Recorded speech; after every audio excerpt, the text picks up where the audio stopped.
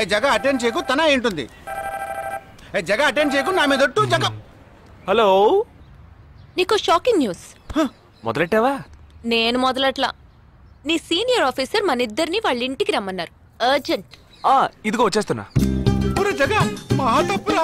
ఇక్కడ జరుగుతున్నదేంటి, నువ్వు చేస్తున్న పనేంటి? అమ్మాయి వెనకబడ్డ మానేసి కూర్చుని ఆలోచించరా. రే రే రే జగ జగ జగ.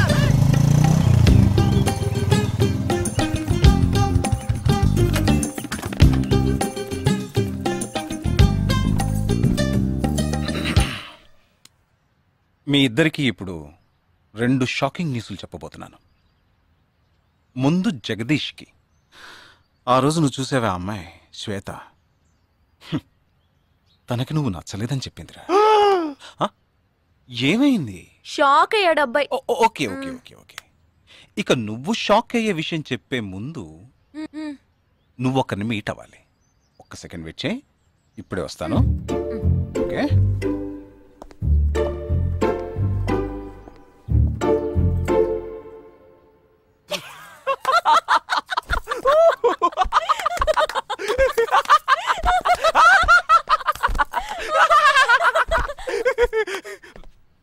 నువ్వెందుకు నవ్వావు?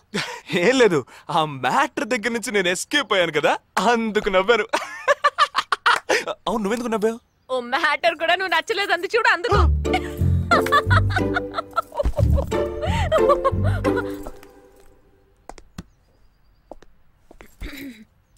చిత్రా,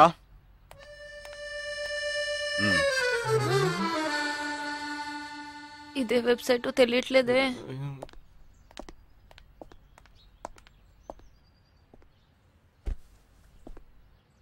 మా మామయ్య కూతురు చిన్నప్పటి నుంచి నన్ను ప్రేమిస్తోందంట, కానీ నేనది గ్రహించలేకపోయాను. నేనిప్పుడు నిన్ను పెళ్లి చేసుకుంటున్నానన్న విషయం తెలిసి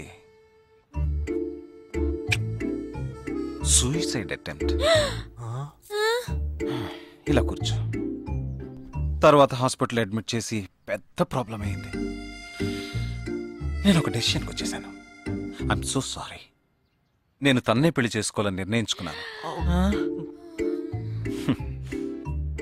ఇది విన్నాక నువ్వెంత షాక్ అయి ఉంటావో నాకు తెలుసు, కానీ నీ మనసులో ఆశలు కలిగించడం అది నా తప్పే.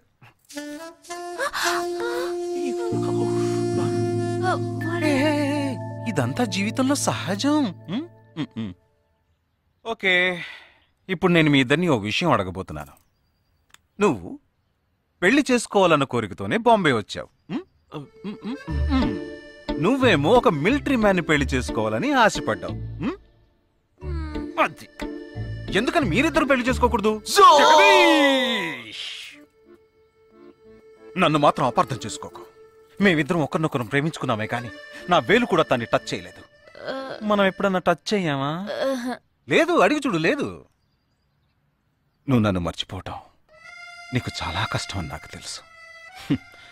అందంగా పుట్టడం నా తప్ప. ఏం లేదేం లేదేం లేదు. Right sir. వీడొకడు అయిన దానికి కాందానికి. సరే